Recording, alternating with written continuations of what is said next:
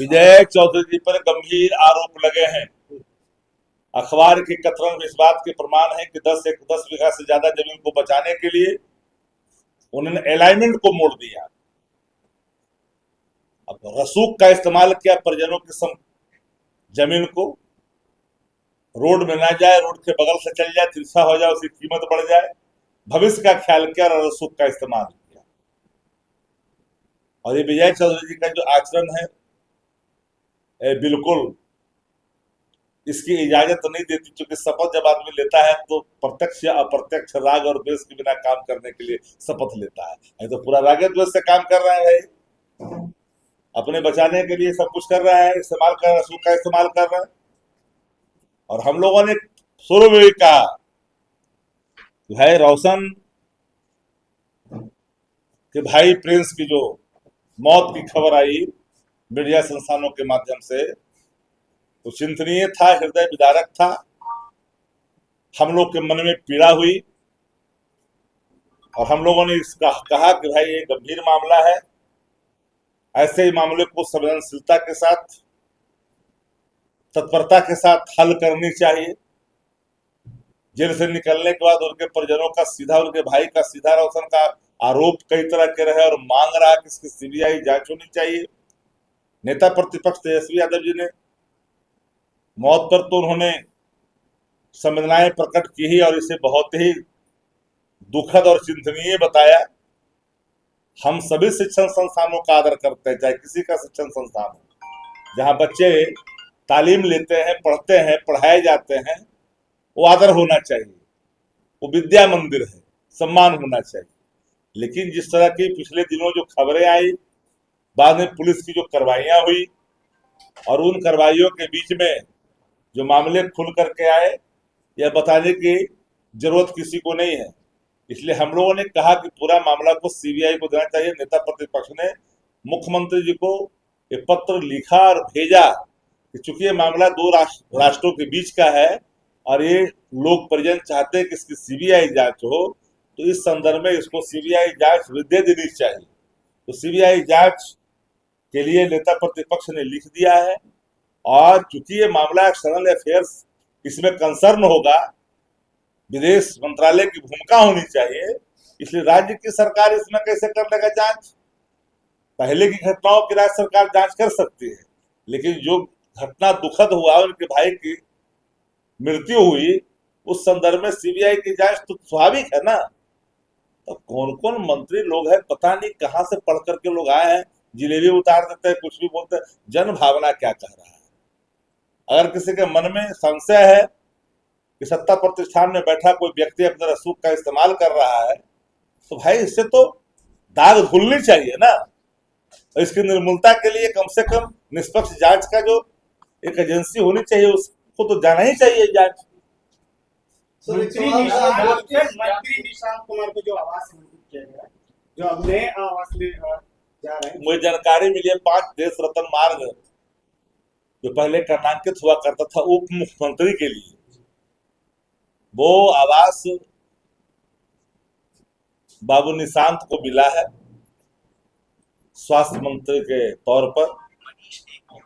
और अब सरकार ने जब निर्णय ही ले लिया तो जहां भी अलॉट कर दे, अगर एक अन्य मार्ग ही अलॉट कर देता उनको तो क्या दिक्कत था, कोई प्रॉब्लम नहीं था। सरकार का फैसला है, सरकार चाहे छत्ता पर जाकर करके, 2 मंजिला पर से जाकर के, 1 मंजिला पर जाकर करके, कहीं जाकर के कुछ कर दे, प्रवाह कर दे, जल का प्रवाह कर दे, छत्ता फर्स्ट मंजिला से चाहे 2 मंजिला से कर दे, उसको कौन बोलने वाला है? विजय चौधरी का कोई कर्णांकित करके ऐसा आवास नहीं है मंत्री का, जिनको इतनी भी जानकारी नहीं है, मैंने शर्म भी शर्मा जाता, लेकिन इन लोग को शर्म नहीं आता, दुर्भाग्य है। पहला रिकॉर्ड निकालिए इनका। यही लोग दलील दे रहे थे कि सरकार ने उप मुख्यमंत्री के लिए भवन कर्णांकित कर रखी है। गजब पलटी मार रहा है। संगत से गुण होत है, संगत से गुंजात। इतना दिन रहने के असर तो आया है। क्या पूर्व मुख्यमंत्री राबड़ी देवी ने भी कोई लेटर सरकार को लिखा है? जब पूर्व मुख्यमंत्री श्रीमती राबड़ी देवी जी के जो 10 सर्कुलर रोड आवास से कोई मोह ममता हम लोग को नहीं है, ले जाओ ना भाई, ये कोई विषय ही नहीं है विवाद का। डूबती हुई आभा से उबरने के लिए बलात् आयात मुद्दे क्यों करते हो भाई? क्या कोई लेटर आप ले जाओ, लेकिन जहां भेज रहे हो तो कम से कम वहां पर तो एक मानदंड होनी चाहिए ना, कि जहां भेज रहे हो बना हुआ है कि नहीं है, सिक्योरिटी के लिए है कि नहीं, ऑफिस के लिए है कि नहीं है।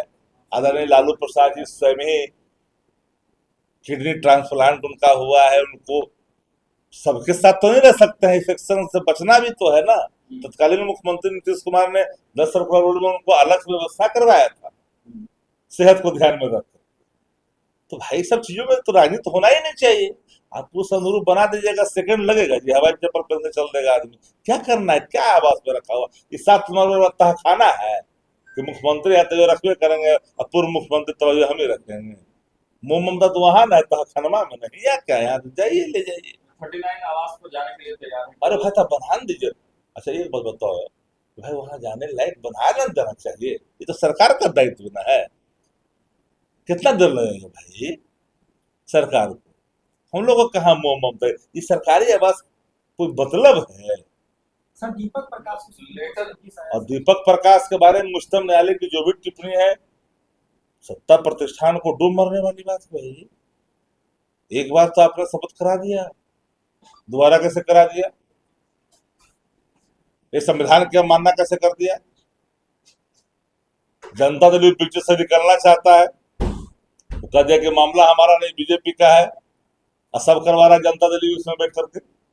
सारा खेल वही करवा रहा है, कत्ल भी कर रहा है, कत्ल का इल्जाम भी लेना चाहता है, उधर भी ट्विस्ट करवा रहा है वकील से, इधर भी ट्विस्ट करवा दे रहा है।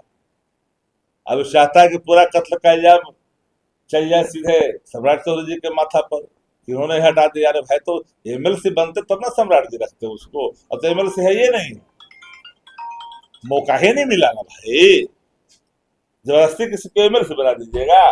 के मामले अपवाद स्वरूप हो सकते हैं, इसे आप परिपाटी नहीं बना। ये परिपाटी ही तो बना गया ना भाई। अरे किसी को मान ले 3 महीने का है कि भाई आपस प्रत्याशा के आलोक में कोई काम हो जाता है, तो यहाँ प्रत्याशा का भाव दिख कहाँ रहा है?